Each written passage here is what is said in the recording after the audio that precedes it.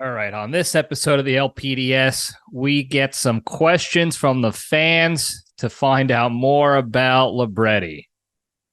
I don't know why people want to find out more about me and what goes on inside this crazy brain, but I appreciate it. So we're going to get into some of those questions. We also have some LPDS universe current events, I guess you could say, and a really exciting Cage fact. They're all exciting. I love them all. They're all great. So excited for that. It's all coming up right now.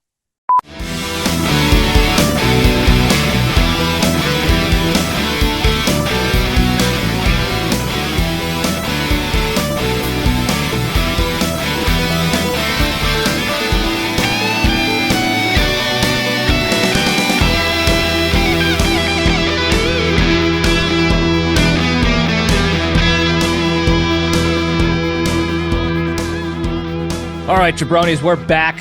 Welcome back to Libretti Podcast Diary Show. I'm your host, Libretti. Hope everybody had a good week. I sort of did. A lot of lessons learned this week, which was good, I guess you can say. By the way, hit the hotline. It's such an untapped resource. I get maybe one call a month now. Let's get some more hotline calls. 202-670-1114.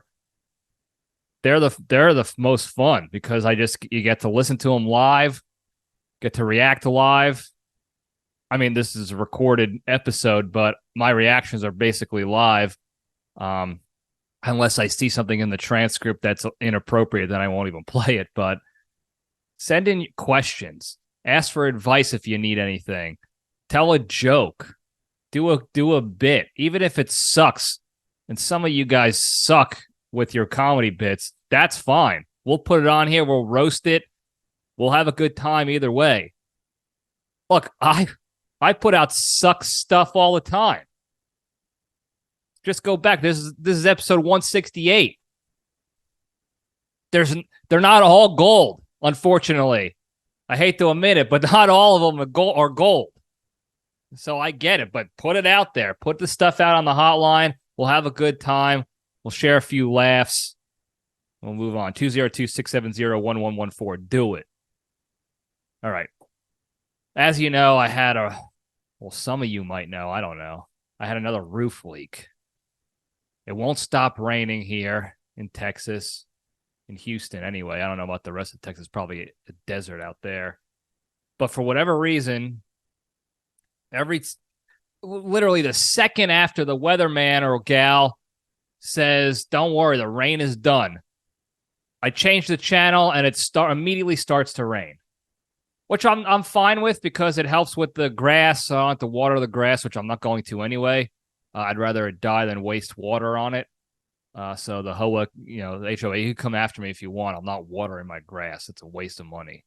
Let Mother Nature do it. And they have been doing it with the rain, which is fine. But my house is apparently in shambles because there was another small leak in the roof. Luckily, again, it was in the living room and it not going through the attic. So I'm sure there are leaks up in the attic I don't know about. I'll find out when the floodgates open and it spills down into the rest of the house.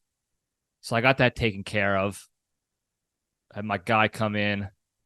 Look, I got a general contractor I got from a tip from my friend the Bird, and he gave me this information from this guy, and he's prior Marine, a veteran. Now he's a general contractor. He is on the ball. If you want to talk about customer service, we talked about this dozens of times and how I think customer service is just about dead, but it makes or breaks your business these days because good customer service is so hard to find. If you just care a little bit, you're going to be on top in your realm. There's another word for it, not realm, not milieu. In your line of business. Damn it, I can't think of the word. Somebody will think of it for me. But good customer service will put you at the top of your field. Bingo, field, that's it. Nailed it. I'm telling you, look, there might be a delay sometimes. There might be a tape delay up in this crazy brain, but I'll get there. I always do. And this guy You call him up for whatever you need. Hey, I want you to come take a look. I want to get some work done on on the house, do some things, some projects. Let me know what you think. And he's there immediately. Hey, I got a leaky roof. In the middle of the rain, he sends a guy out to take care of it. Now, find me a general contractor that's going to do that in 2023 these days. You find one per state, maybe. Usually it's, I'll come out in a week or two. Don't know really when. And it's all dependent on the current job they're working. So it could be a week. It could be 4 weeks. Who knows what's going to happen with the delays and stuff. This guy, no nonsense. You got a leaky roof? Give me 10 minutes. I'll send a guy out. Guy's right out on my door. Pay cash. Done. Things are fixed. I learned some lessons how to repatch roofs and fix roof leaks with them. And the guy who showed up showed me his old baseball accolades when he played baseball a few years ago. He pitched a no-hitter. I think it was in Mexico, and the guy's 5'2", but he had an award. He had a picture with him and an award for pitching a no-hitter in 2016. His name was Moncho. Top-tier guy. Now he's doing roofs. Anyway, I got the roof leak situation hopefully fixed for now, and we'll see how it goes. What else is going on here, folks?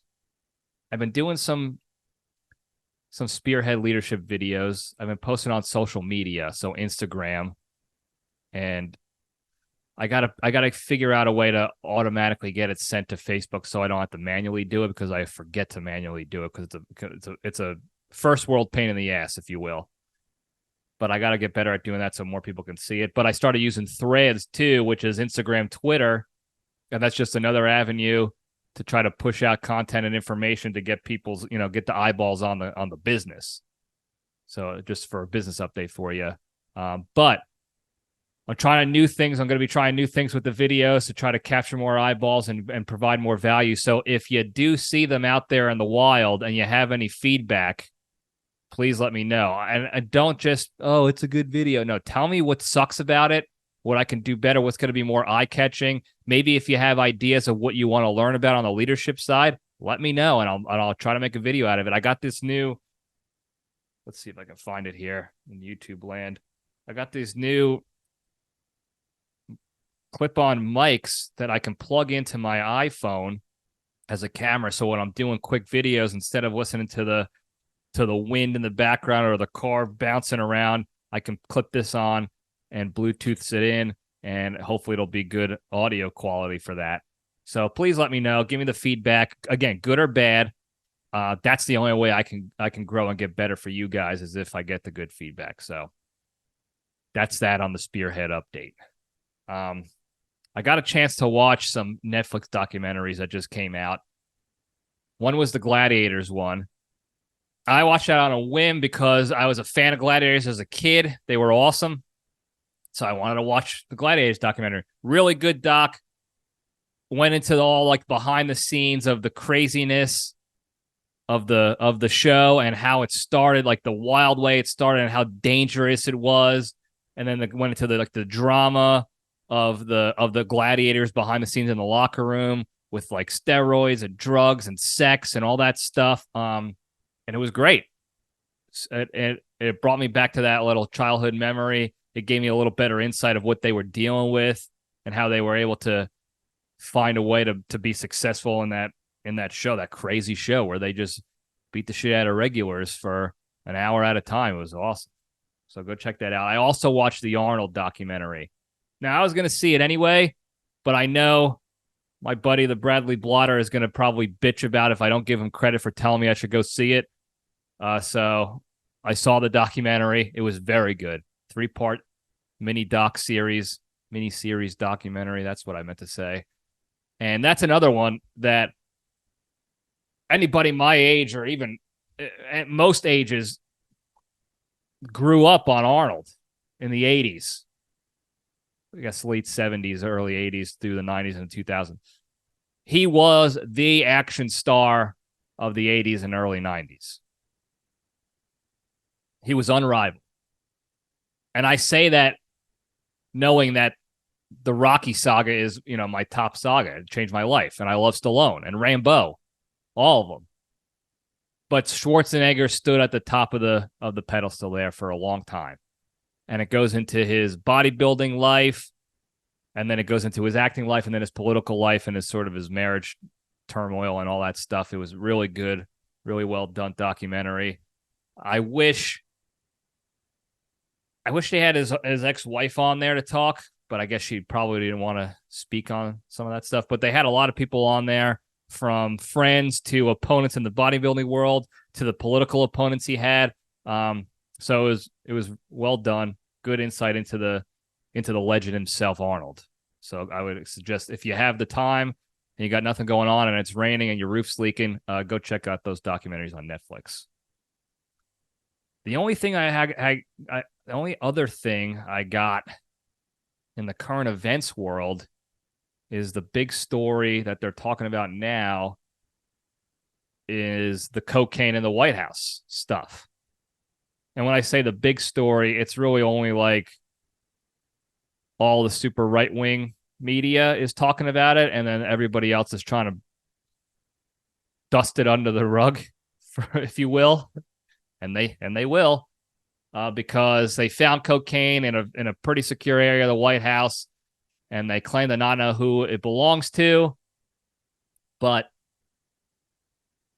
you know, there are suspects that you can theorize about. So that's what's going on in the White House right now.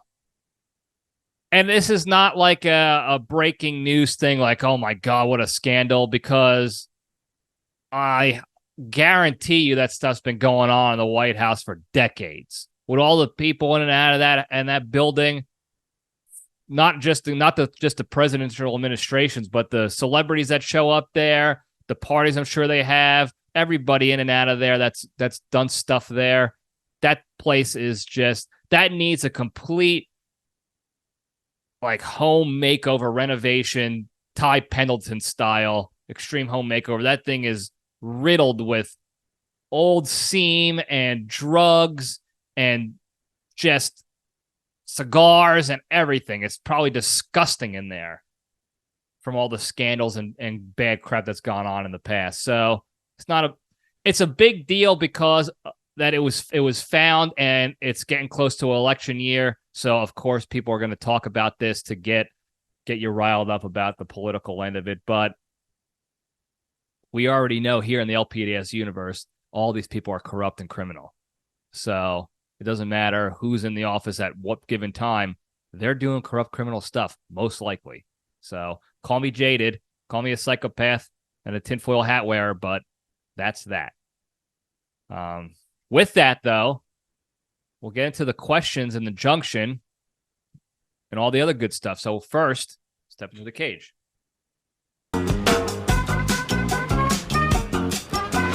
Okay, let's run. All right. Today's Into the Cage segment is proudly sponsored by Caviezel's Crucifixes. Do you have a passion for the Christ and are looking for a better way to display it for the neighborhood to see? Then get yourself a Caviezel's Crucifix today. Caviezel's has all different sizes and one-shaped crosses that'll be sure to nail down exactly what you want out of your holy display.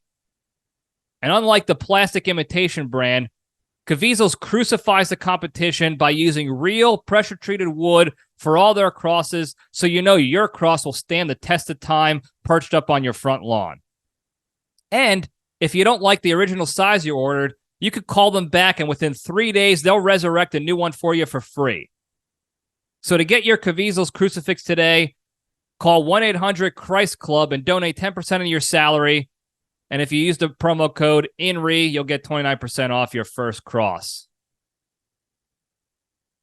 Sounds like a pretty good deal to me.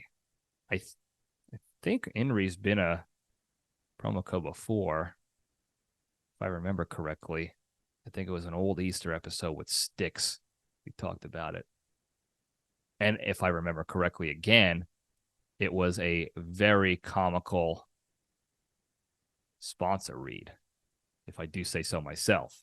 So I'll have to look that up and try to clip that out on one of these days to remember it. And if it sucked, I might still put it out because that'll show you that not all this is gold. Anyway, the Cage fact.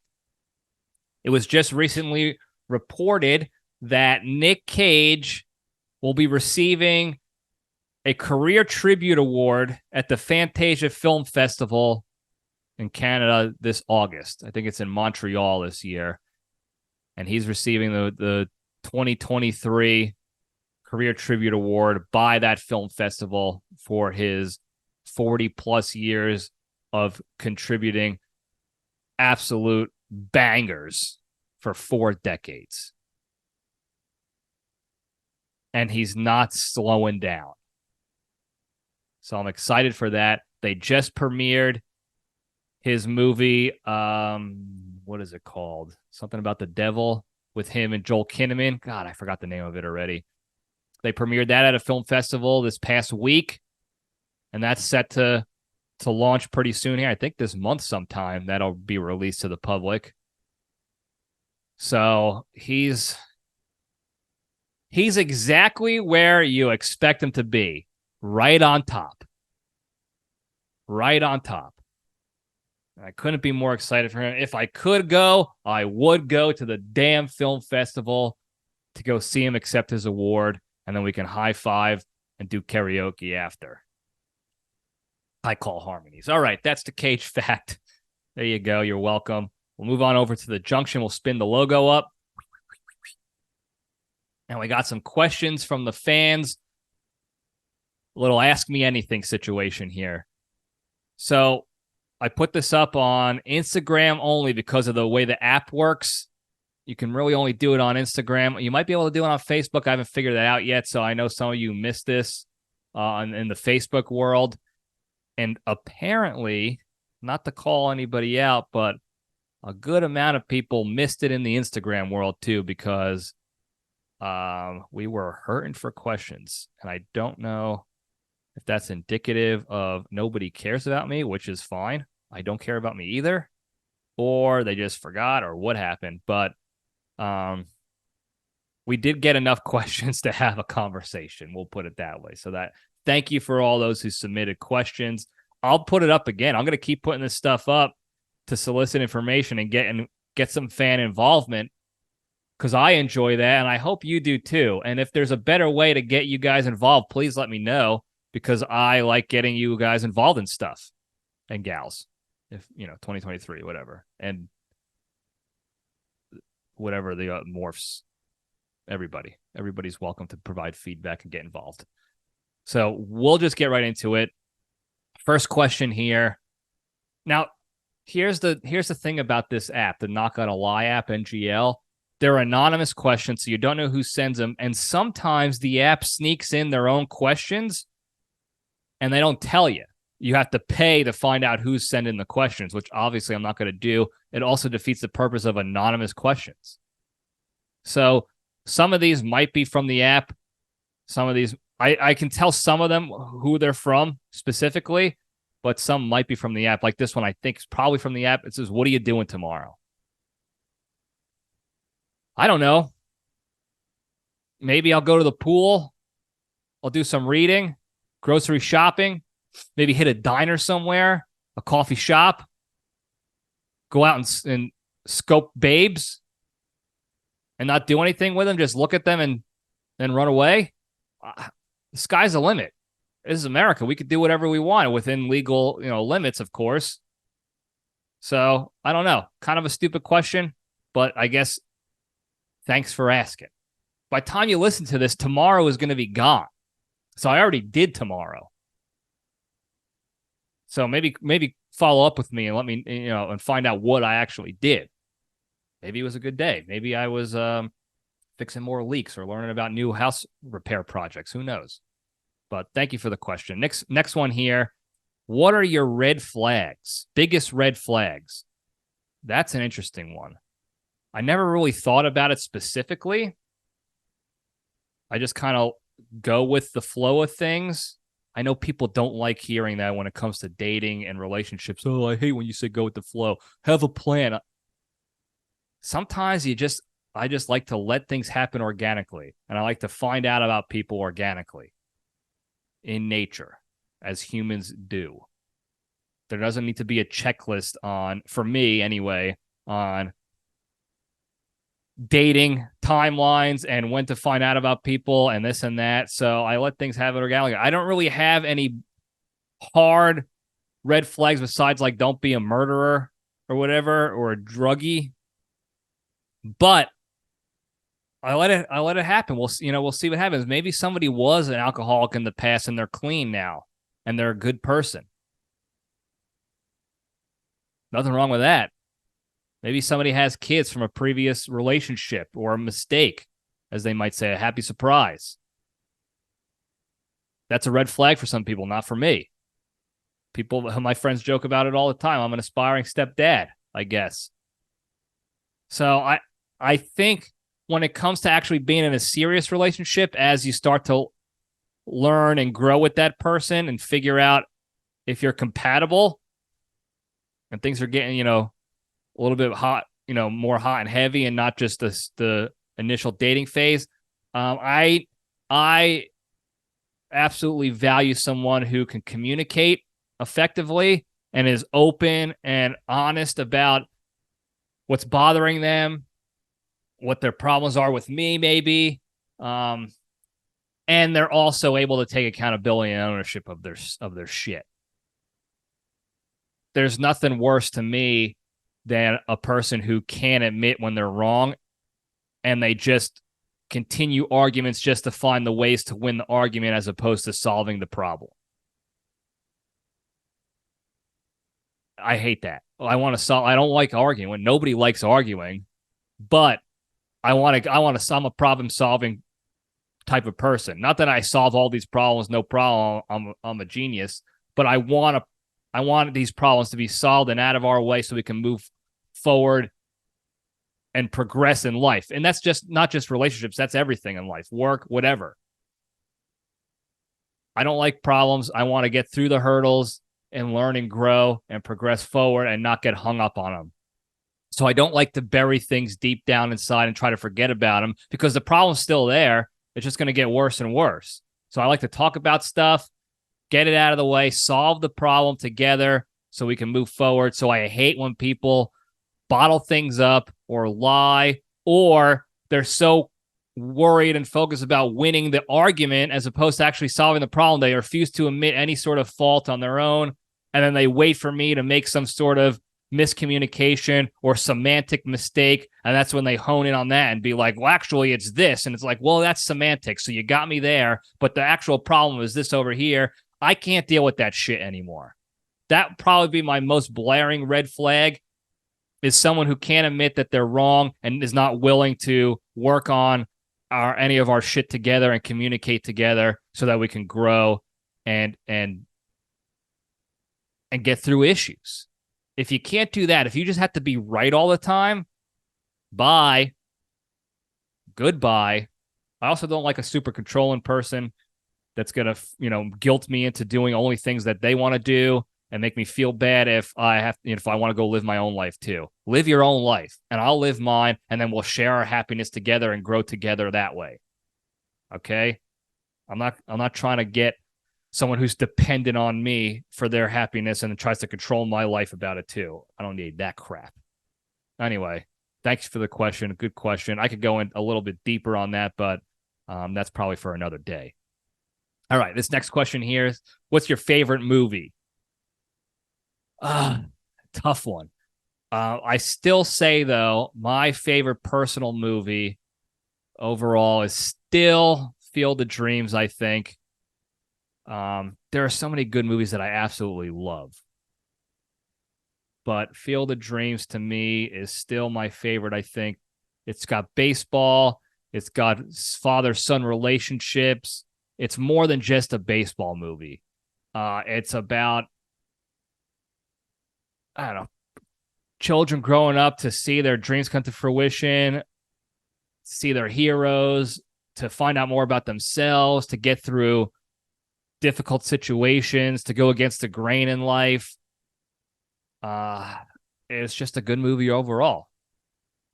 And I remember distinctly the first time I saw the movie in its entirety. It used to be on TV when I was a kid, and you just see the part. Obviously, everyone sees the part in the cornfield. If you build it, he will come. But the first time I ever saw the movie in its entirety was actually at a recreation camp in the summer. It was like rec camp was day camp from like 9 a.m., like 8 a.m. to 3 p.m. or something like that at one of the elementary schools in town. And it was basically like an elementary school outside daycare while your parents worked in the summer. Did not have the money to go to sleepaway camp like a lot of my friends did. We went to rec camp. It was day. And one day it was raining out, so they put on a movie and they put on Field of Dreams. And that's what got me hooked. So, favorite movie, still Field of Dreams overall.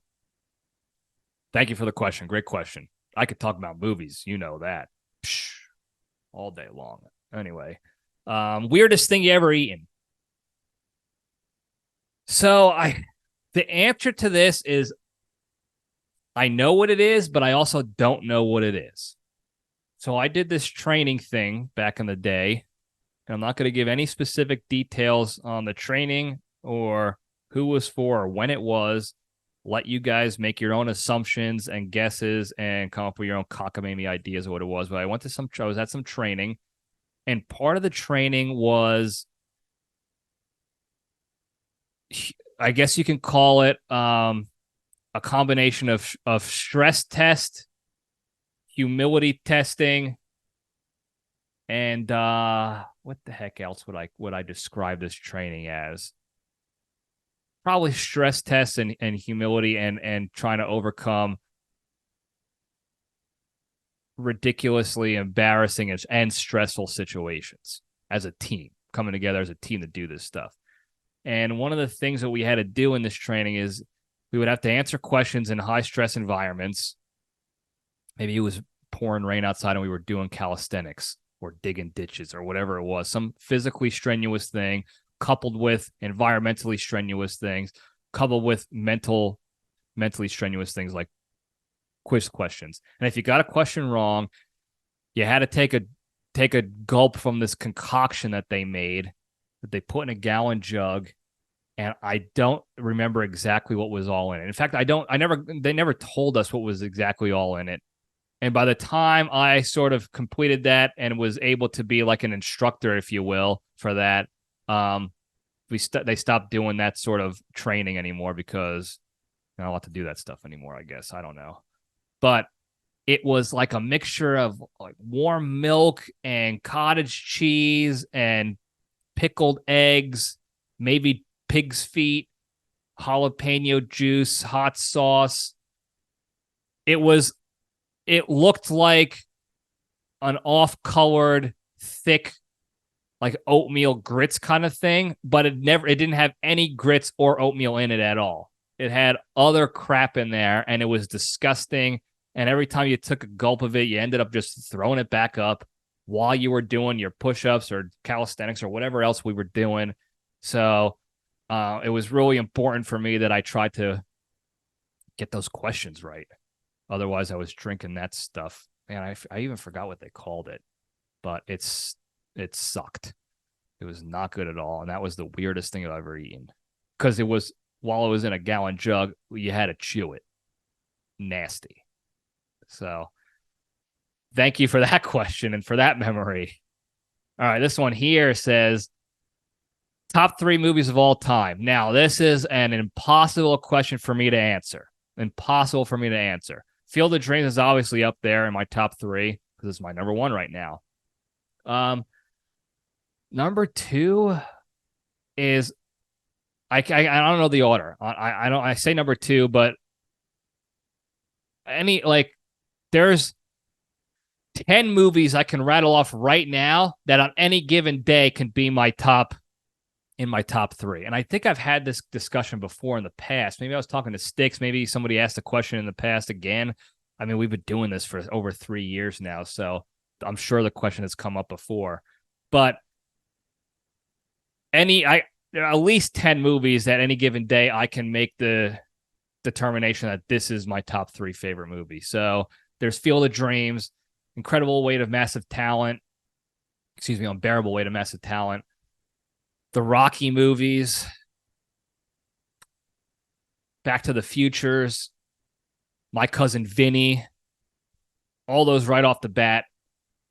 The Godfathers, 1 and 2. So right there, that's what? 7 movies? 8, maybe? I don't remember. That could be easily top 3.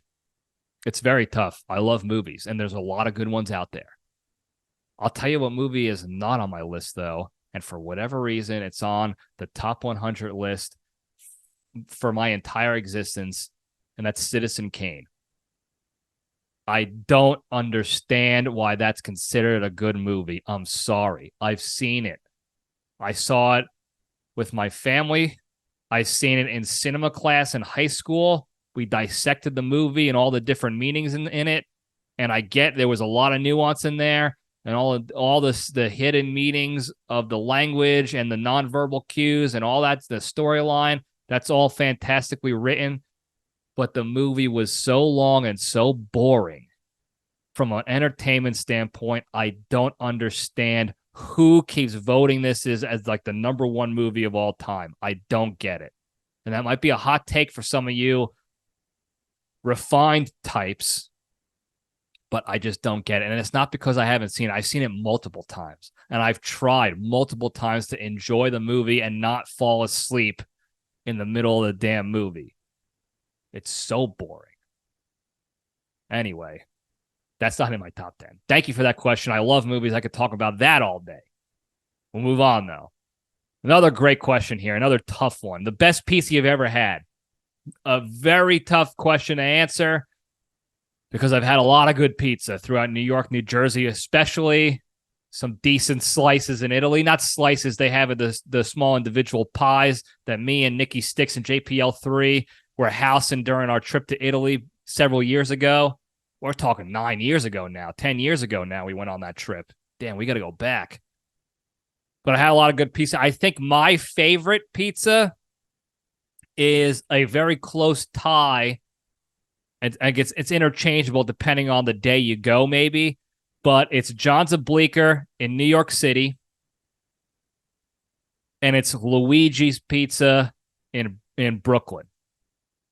Now, I've been to New Haven, and I got Frank Pepe's Pizza, and that was a tremendous pie. Top-tier pie, probably number 3.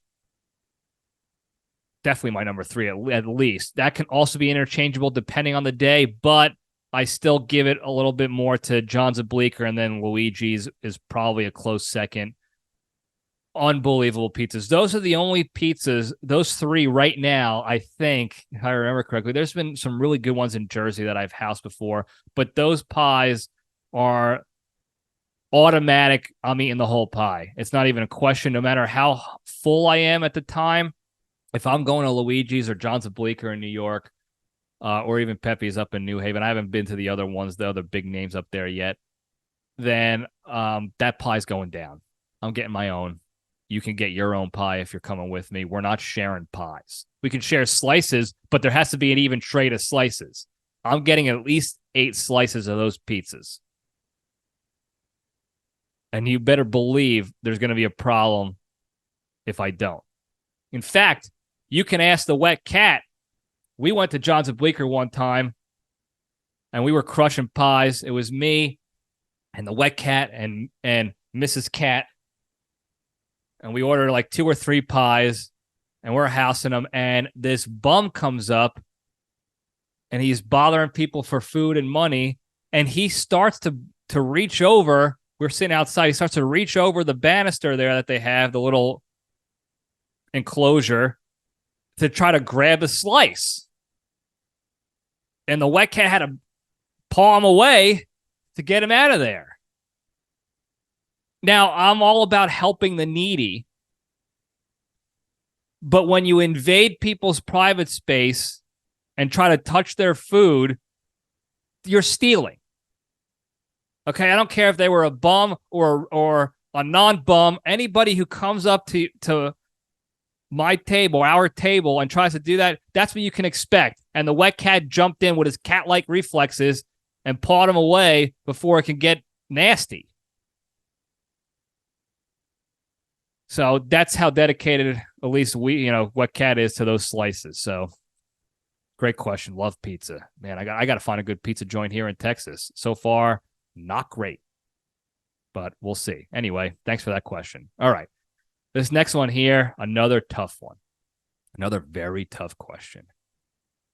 This one is, what is your Mount Rushmore of wrestlers? Now, the question was Mount Rushmore of wrestlers. I'm guessing they were asking with what my personal opinion is on what my Mount Rushmore is and not what I think the objective Mount Rushmore of wrestlers is. Because that's a different answer altogether. Because there are years of wrestling that I didn't watch, and there were top-tier wrestlers there that should be on the Mount Rushmore. For instance, Ric Flair. I love Ric Flair. But I didn't watch a lot of his matches until he was older. When he was in his prime, I was very young. So I missed a lot of his prime matches and promos and in all his glory. I think he should be on the objective Mount Rushmore wrestlers, but he's not on mine. And for that reason. So if we're talking about my Mount Rushmore wrestlers, also a tough one. But my first one, no particular order, doesn't really matter. Hulk Hogan. I think he also is probably on the objective Mount Rushmore for wrestlers too. Hulk Hogan is just an all-time wrestler, an all-time guy. Hulkamania, ripping the shirt. He played Thunder Lips in Rocky III, the Ultimate Male, against the Ultimate Meatball. I mean, you can't beat him. He had that TV show Thunder in Paradise, where he had that crazy speedboat that turned into a submarine, and him and his buddy solved crimes and borked babes all the time. And then his heel turn to Hollywood Hogan, joining the NWO. One of, and I'll need the Bone Crusher to help me out because I'm sure I'm missing something, but this is one of, if not the most shocking, crazy, wild heel turn, I think, in wrestling history. Certainly, in my personal opinion, the most wild, shocking heel turn in the history of the WWE, WCW, all of them, whatever. When he comes out to go, quote unquote, supposedly help out the Macho Man, he runs out at Bash at the Beach in Daytona Beach. I think, was it 97, 98? Maybe it was later. I don't remember exactly the date.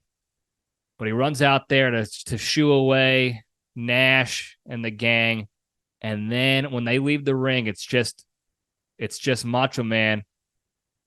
And then Hulk Hogan drops a leg. Was it a leg drop on him? Not an elbow drop. A leg drop on him. And the crowd went nuts. It was, nobody knew what to do. They started throwing trash in the ring. Nobody knew what to do with themselves. Nobody knew what to do with themselves. How you doing, English? It was wild. Because he was the Hulkamania. He was American made. His song was I'm a Real American. And he comes out and pulls that heel turn to the NWO. It was wild. And then he went to that whole phase where he was wearing Jinko jeans and all that stuff. And then he came back as the Hulk again. He's on the Mount Rushmore for sure, in my opinion. The next guy on my Mount Rushmore, Stone Cold, no doubt about it. No doubt about it. He also might be on the objective list.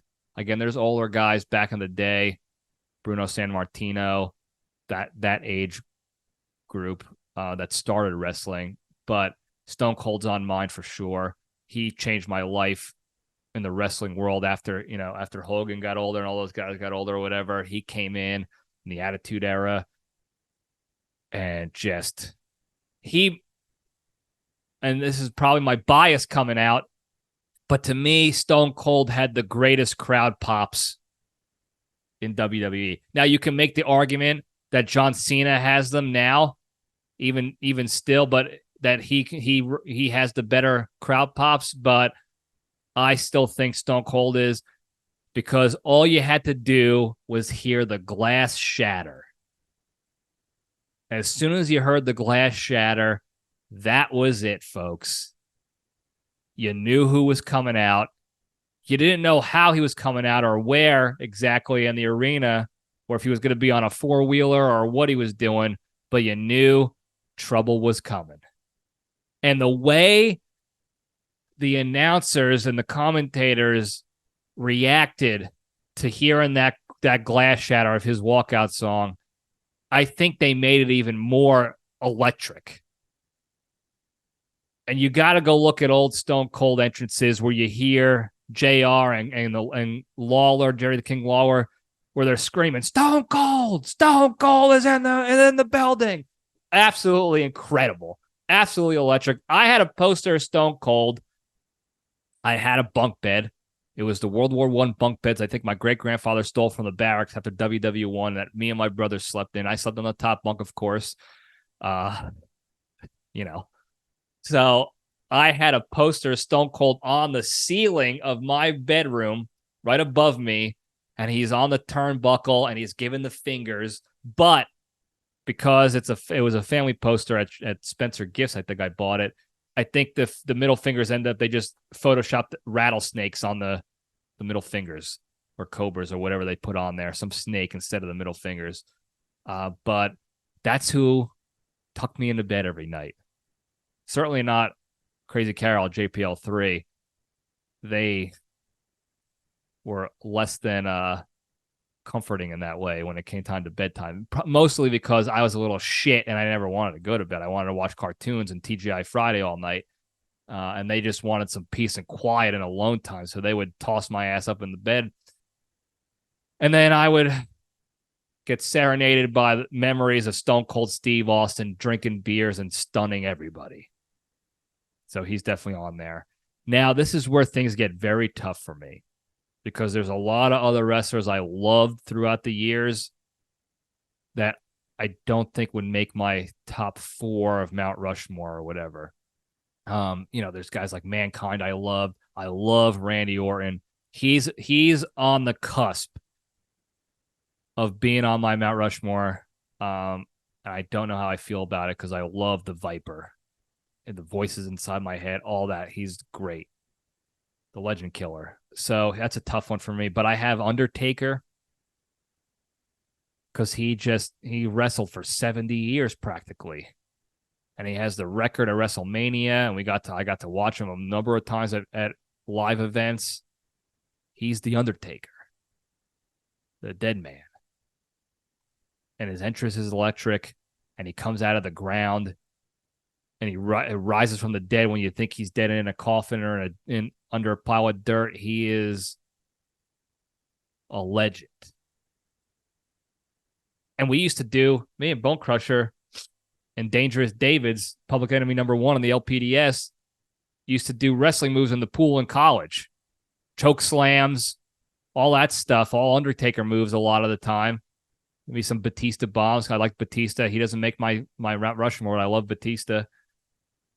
And we used to do choke slams all the time with each other. Not on Dangerous D. He didn't want to be choke slammed, bro. But we did him, me and Bone Crusher did a lot of imitation Undertaker stuff, because he was so iconic. So he's on there for me.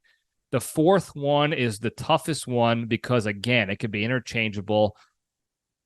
Randy Orton is very close, but Triple H is also kind of up there for me with DX and stuff. But I think to encompass all like those wrestlers together, like the DX era, D Generation X with the Triple H kind of outlaw type, and then this part of like Orton's Legend Killer status of just sticking it to the man and going after everybody, and being a rebel, and also being an absolute electric factory in the ring and on the mic.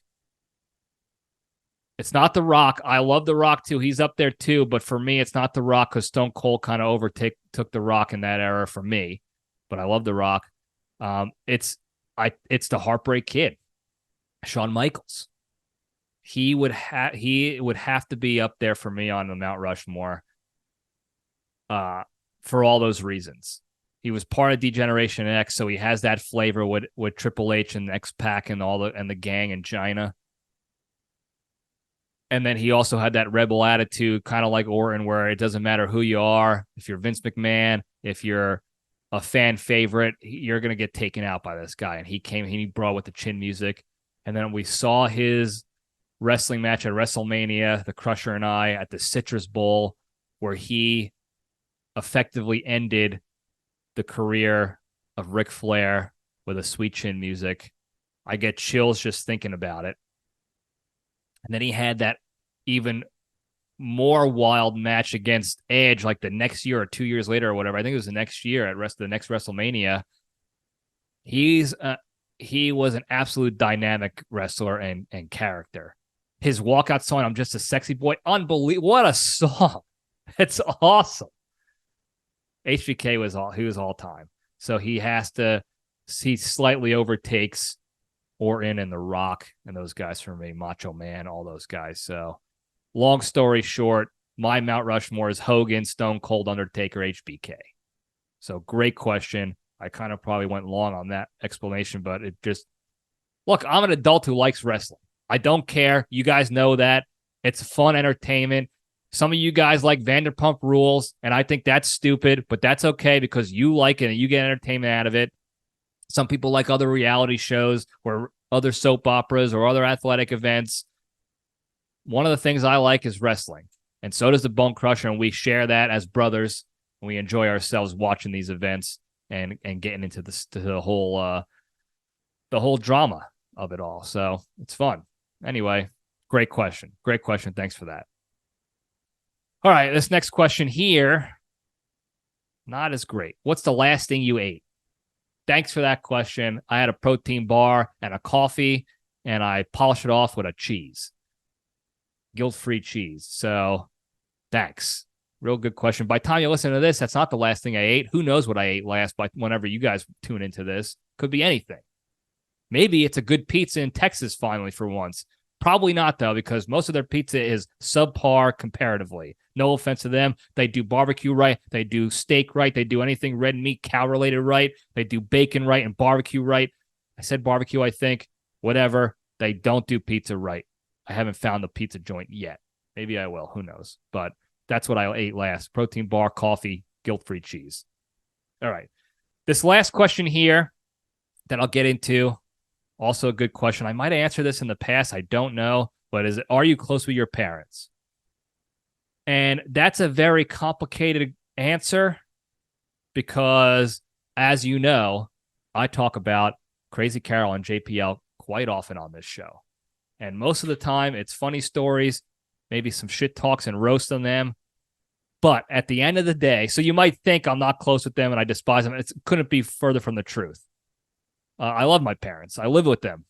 They raised me. And then when I became an adult and thought I was successful, I decided to live with them again for 6 months in the basement, sharing a bathroom with both of them. So that was cool. But I love them. I talk to them regularly. We have phone calls. Every Sunday is the Sunday phone call where we fight about the Yankees stinking or the Giants stinking. And then my mom asked me the same question over and over again. What's new? What else is going on? And within in that 45-minute to an hour-long conversation, not much new has happened in the span of 45 minutes, but we still find some stuff to talk about. So that's good. And then she puts my father on if he's not sleeping or taking a dump or watching some John Wayne movie. And then he asks me the same questions, even though he's sitting right next to my mother and listening to her ask the questions. He will ask the same ones because he couldn't hear the answers. And if my mom even tries to explain anything to him, they start fighting. So I just have the same conversation twice every Sunday with them. And then I'll get text messages from them throughout the week on basically the same questions. It's usually help me with this app on the phone. How do I send this email attachment out? And as you know, my father's claim to fame is he prints out articles from the internets and scans them in and then sends them as PDF attachments as opposed to just sending us the link online.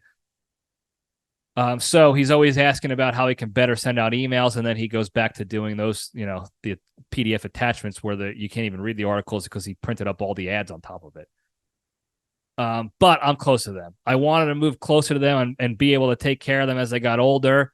But because New Jersey is so incredibly expensive and stupid to live in right now, and they refuse to move because my sister has kids and they don't want to leave the grandkids. Also, they're not retired yet. They're still working because they're 100 years old and they just have to work. I don't know why. It's asinine to me. I think my dad's waiting for a pension to kick in or something, and my mom wants money. I don't know what it is. So they're still working, so they can't move yet.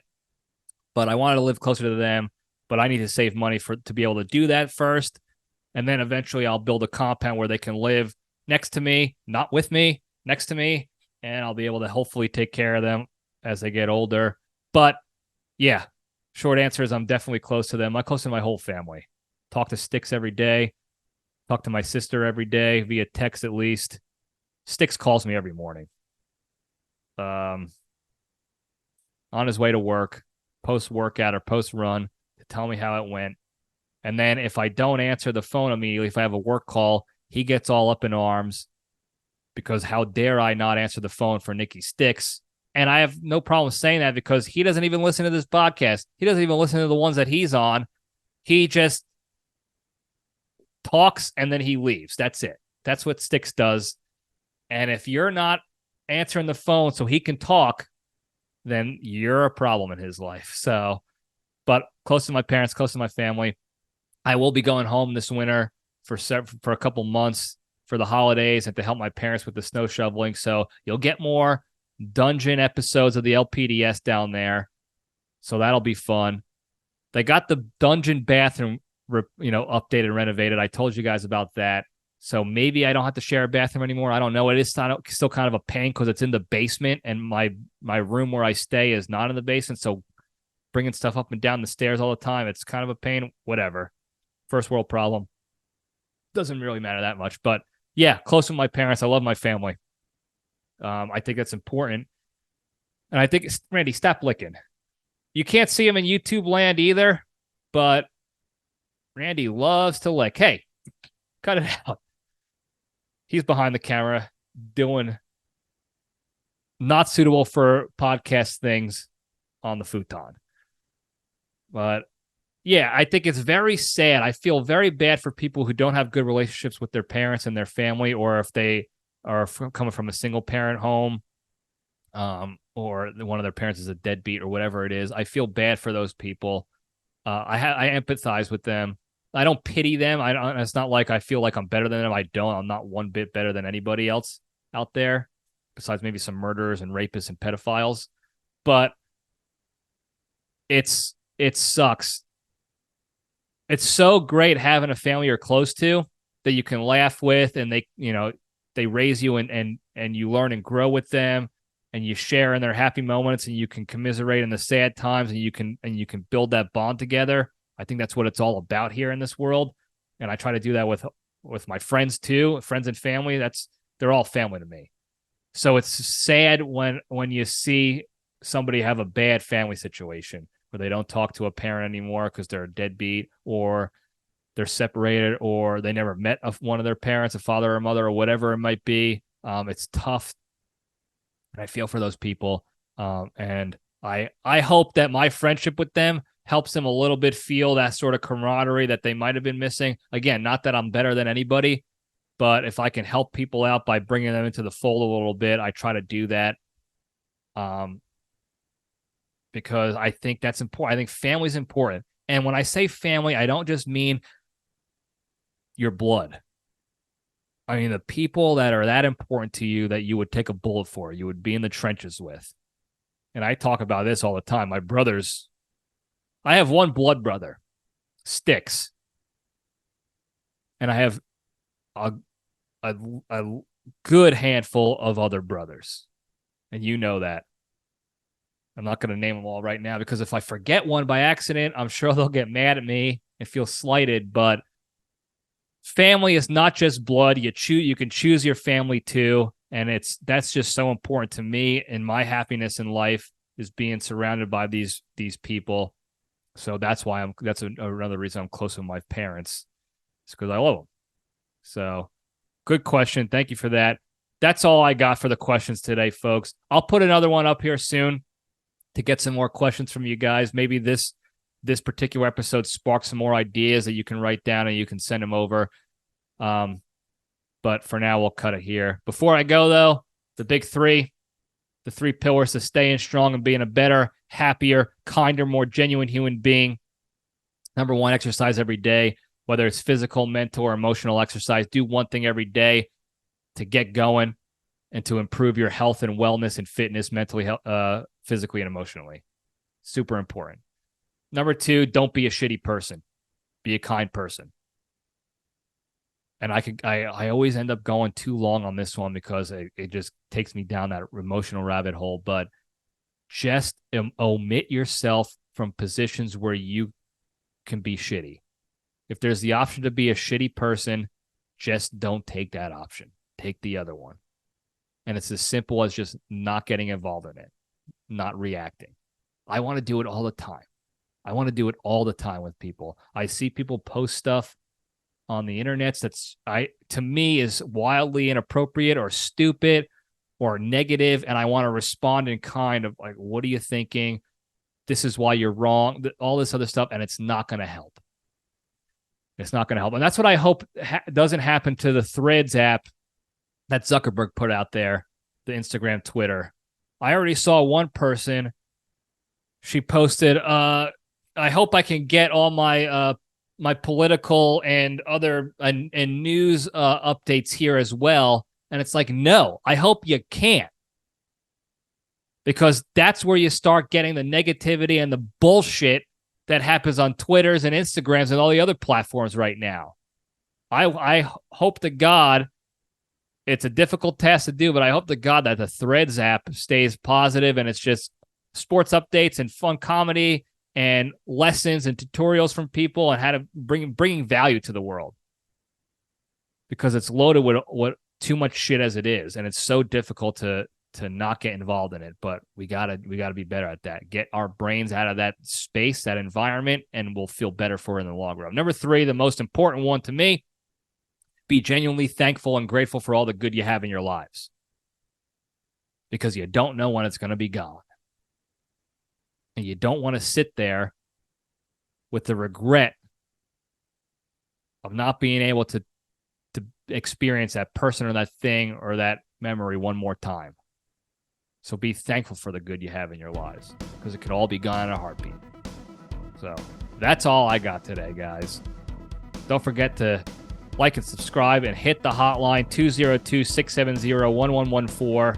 Please hit the hotline. I love those calls. They're very fun. Do it. Tell your friends and enemies as well. Thank you guys again. I love you all. Stay strong.